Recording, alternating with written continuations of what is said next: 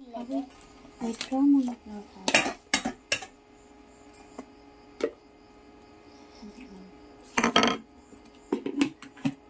Maliit lang.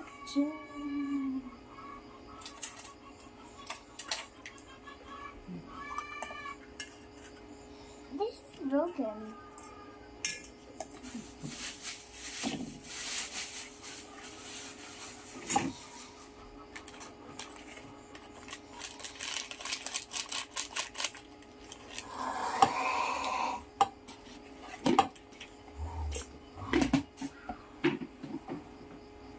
What is in there? Wait.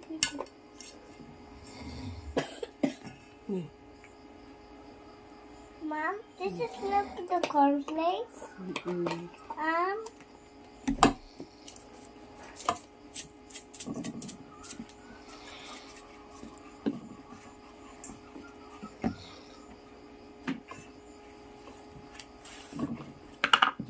Mom, read it.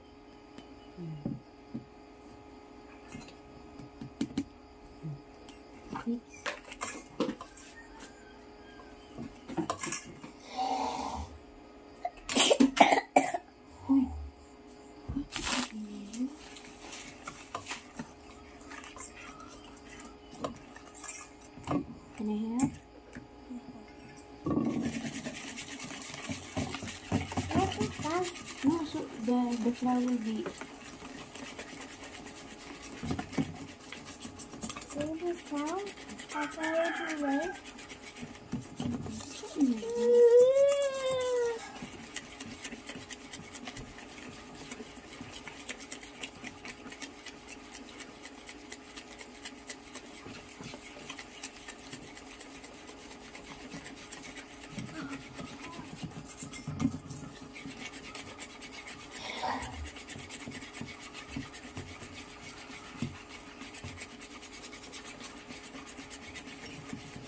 Mom.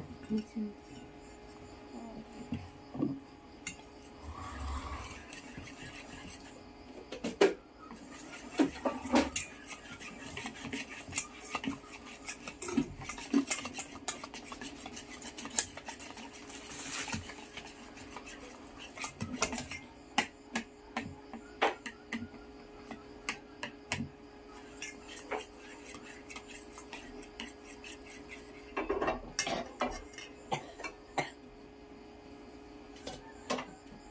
Ma, look.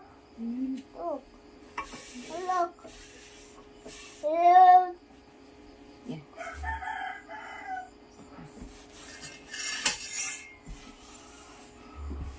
Put back in the fridge. Then have.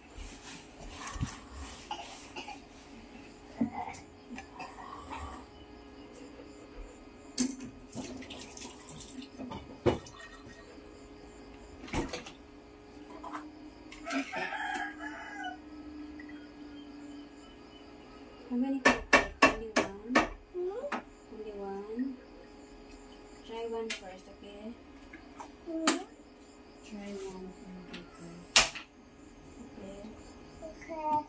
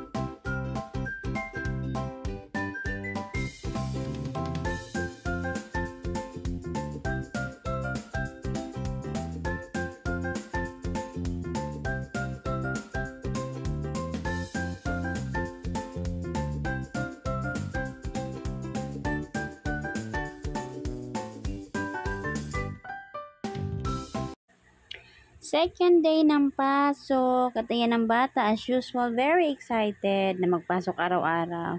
Siyempre, pakita ko rin yung face ko pero hindi nyo makalimutan ba, maya sabihin nyo na sana yung vlogger dito, chat. So, second day pa lang mga besh, aba, pinapalayas na niya ako, ayaw niya akong makita. Kasi hindi daw siya makasayaw ng hip hip hurrah kapag nandyan ako nanonood. Kaya ayan, buti na lang din talaga. Hindi ako nahirapan kasi may isang bata kami doon na September na. Hindi pa rin siya nagpapaiwan. Ayan, kung saan saan na ako sumisilip sa kanya, nakikita niya talaga ako. And ayan, very ano siya, nagsusulat naman siya sa school.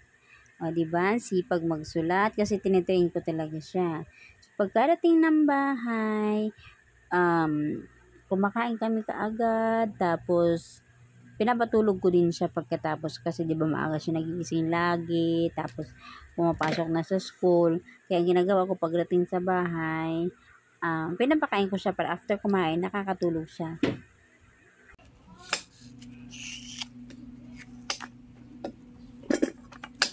Mom, look! Look! Whoa!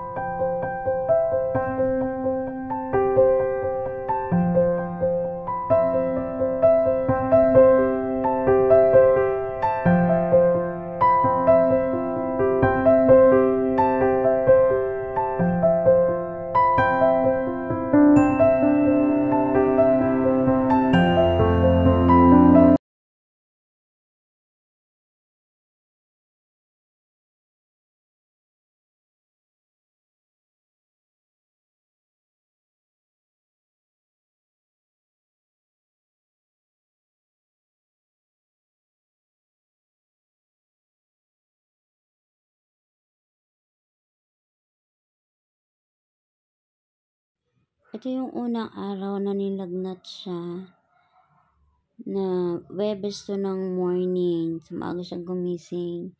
Tapos, bumalik siya ng tulog kasi nasa mga panahon, and then later on, naisipan namin lumipat dito kay mama para makapagpahinga kasi andyan yung duyan. Pero mas pinili niya na lang dyan sa kutsyon. So, habang tulog nga siya, nagpapakain ako ng manok, kaya ng lagi kong ginagawa sa bahay pagkagising.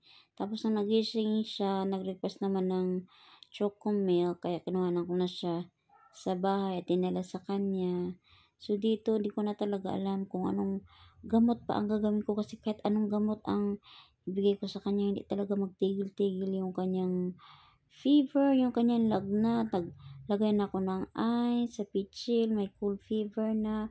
Sobrang taas talaga ng lagnat niya. Tapos, maghapon siyang sumusuka. Ayun nga, pinupunasan ko siya ng tubig na may yellow. Ayun na yung mga pagkain niya, oh. Kahit anong kainin niya at inumin, talagang isinisuka niya. Ang binabantayan ko lang talaga dyan is sabi ko, wag lang talaga siyang magtae. Kasi sumusuka na siya, sobrang taas ng lagnat. Sabi ko, pag ito nagtae, itakbo ko na to sa ospital. Sobrang tamlay niya ng araw na yan. Kasi nga, panay suka, pero buti lang, umiinom din siya ng tubig. Tapos dito, unti-unti ko na rin nararamdaman na parang masama din yung pakiramdam ko. Pero, tinitiis ko na lang kasi wala nang ibang mag-aalaga sa kanya, kundi ako lang. At pag nagkasakit naman ako, wala namang ibang mag-aalaga sa amin dalawa, kundi ako pa din. So, ayan, kahit masama yung pakiramdam ko, kilos pa din ng dahan-dahan. Kasi wala tayong choice. Oh, kahit ina-acid na, kape pa din. Kape lang ng kape. Hanggang hindi pa nagpapalpitate.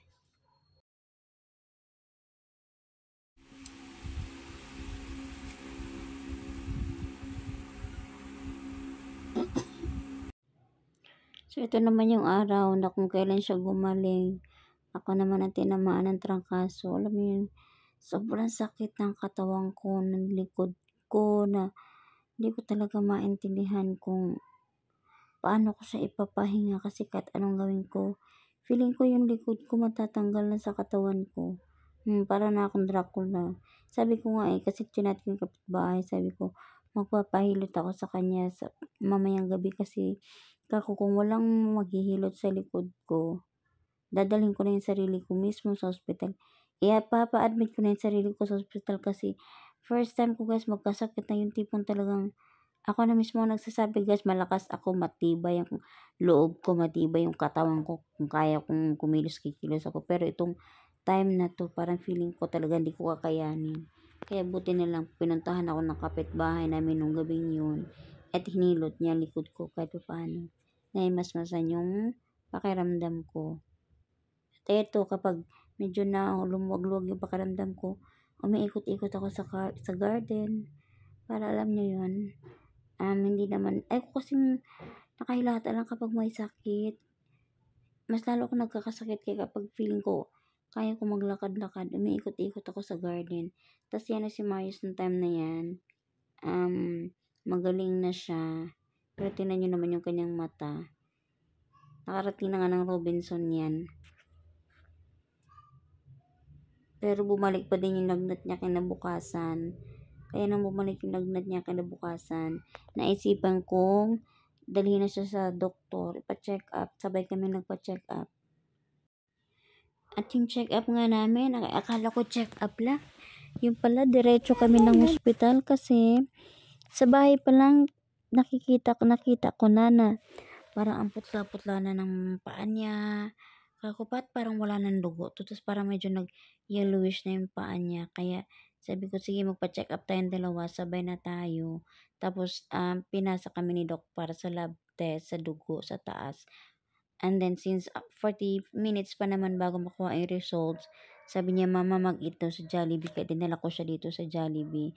And then pagbalik namin, ito na sinabihan kami ng doktor na may dengue nga siya at kailangan nang i-admit. So imagine guys, yung utak ko lumilipat kami lang dalawa. Yung galing sa clinic, diretso kaming Adventist Hospital. Ayan, tinuturukan na nga siya ng ng dextrose. And super proud ako kasi hindi talaga siya nagwala, behave lang siya. Umaray naman pero hindi talaga siya umiyak ng umiyak. Na-dengue siya guys. Ang platelet niya nung time na in-admit ko dyan ay nasa 120, 130 lang. Oo, parang ganun. Tapos ang tamlay na niya. Diyan niya ang taas na ng lagnat niya kaya pinalagyan na ng dextrose para malagyan siya ng gamot, ng antibiotics, tapos ng paracetamol kasi nga inuubo din siya, inuubot sipon. Kahit ako kami dalawa may ubot sipon dyan. So imagine niyo na lang na emergency kaming dalawa na parehas kaming masakit. Buti lang dahil rin ako tinurukan kay Diyos ko, wala pa namang ibang nagbabantay sa amin dalawa kundi kami lang ding dalawa ni Marius. O, diba? Ganyan kami kaulila. Charing, charing, charing. 3 days din kami sa ospital at awa ng Diyos. Nakalabas naman kami kagad kasi malakas yung mabilis naka-recover yung katawan niya kasi nga lumalaban din yung katawan niya, yung immune system niya lumalaban. Umiinom din naman ng tubig, so mabilis umakyat yung platelets. Pero ito talaga yung moment na hindi ko talaga maintindihan yung pain, yung naawa ko sa kanya kasi tagal namin nakakuha ng room and dito na kami sa emergency room nag-aantay. Pero thank God, gumaling din naman kagad.